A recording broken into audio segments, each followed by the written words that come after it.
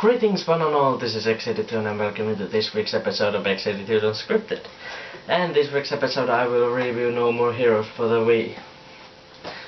Now, I first heard of No More Heroes from Storm Dane. I got interested. I thought, maybe that's a good game. Then I searched it, found it, remember about like it being 20 bucks used from GameStop, bought it and instantly loved it. So let's see why I love this game so much. Let's get started. Now let's start with the story of the game. You play as Travis Touchdown, which you can maybe say one of the biggest douchebags / badasses of all time. And you are contracted to kill 10 assassins to get light with silver crystal. Okay. Well, it's a pseudo game, so it's normal maybe. And every assassin is different. They have their own personalities, their own quirks, their own humor. Some of them has humor. And then there's this mysterious character named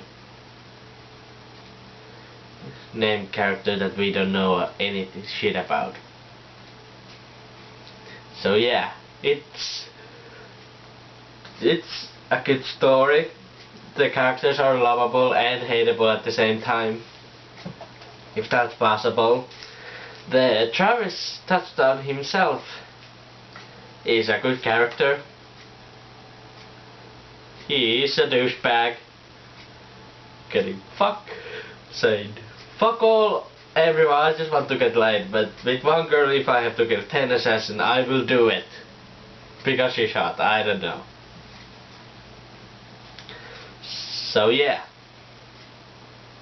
it's good. And now for the presentation, which I can say is really good. The graphics are highly shell shaded.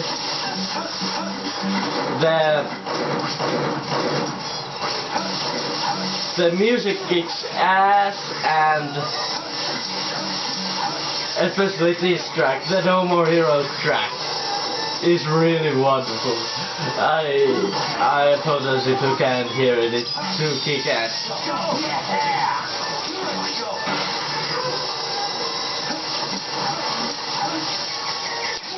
Only one downside which I can say is there's no blood. No, seriously, there's no blood.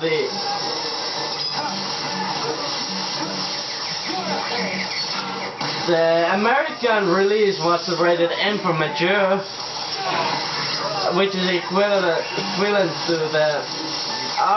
the European PG rating of maybe 17 or 16.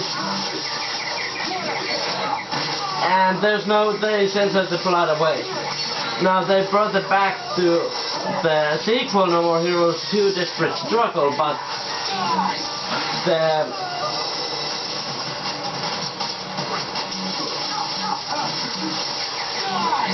they ranked it at number... I wonder what this will do. Now it's like being a fucking Quentin Tarantino. What the fuck was that? Whoa!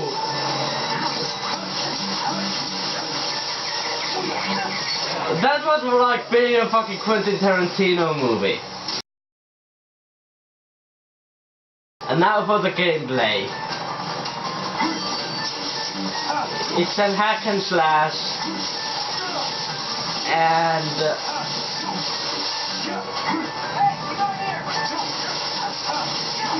you swing the sword by hitting the A button, no waggle.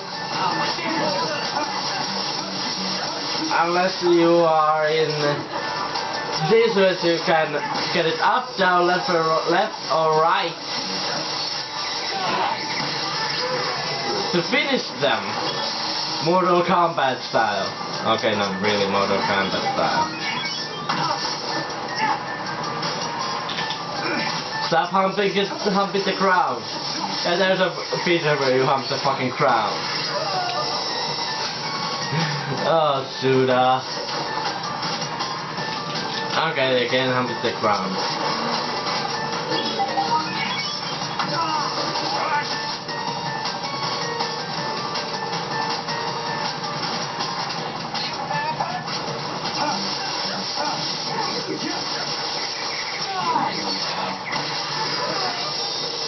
And the slot machine equivalent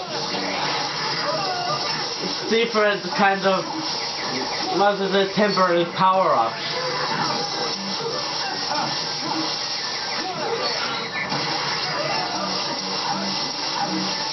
You guys said this hack and slash gets too old. I have to disagree because it's one of the most awesome hack and slashes that I have played.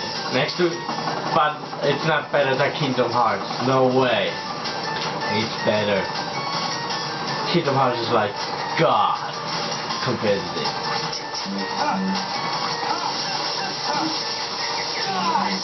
And yes, I'm a Kingdom Hearts fan, boys.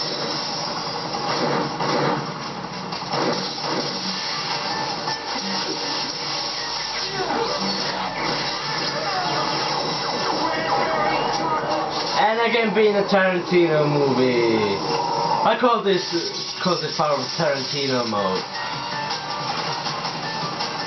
Now, let me show you how.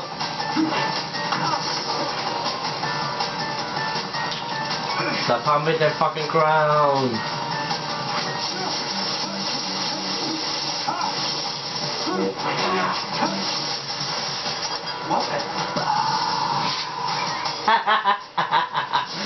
That was funny.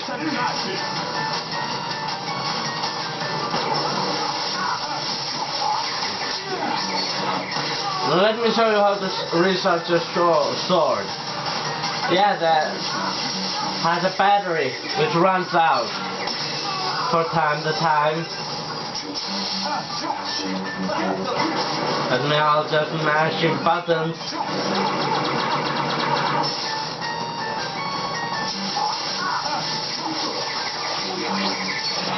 The B button does when the enemy is stunned, you can do wrestling moves. Like this, where you do a little quick damage and finish it with sword in the balls. Alright, I'll show you now.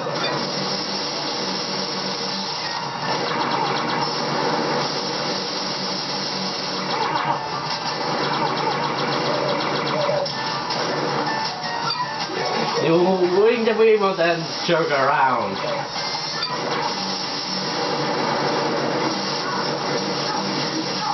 Yeah, you jerk off to recharge your sword. That is funny, one of the funniest things that you can do. This chocolate sundae. The ranger's name for a power-up thingy.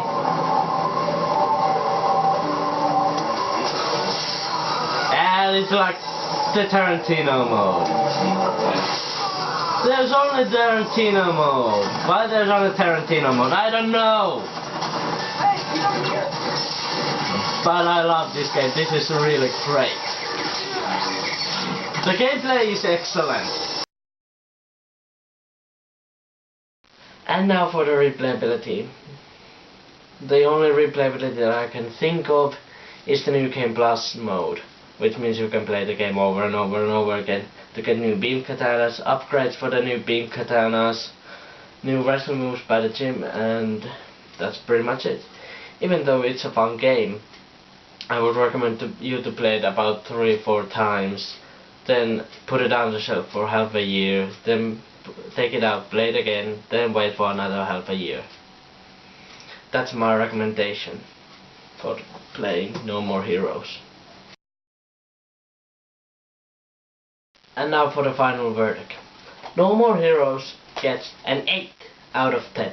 It's a fun game, and it gets the X82's seal of approval. I don't have the seal of approval, just imagine it's somewhere right there. If there's any artists in there, would you please make me a seal of approval logo, please? I'll pay you. Anyway, it's a fun game. Even though there's only a new game plus mode, it's still worth it. Hell, it's even on the PlayStation 3 as No More Heroes Heroes Paradise with the DualShock 3 or even PlayStation Move support. So, and now here's a quick announcement. I will do now, after this episode, I will do the X82's unscripted twice a week. So next week there's not going to be an episode, but after next week there's going to be a new episode, and after 2 weeks then there's going to be another. So next episode I'll be reviewing Need for Speed Most Wanted U for the Wii U. I hope you liked this week's episode, and as always, if you liked it, you can like, favorite the video, subscribe, and if you have a comment, if you have a request or a question for me, you can comment down below. This is X82 signing out.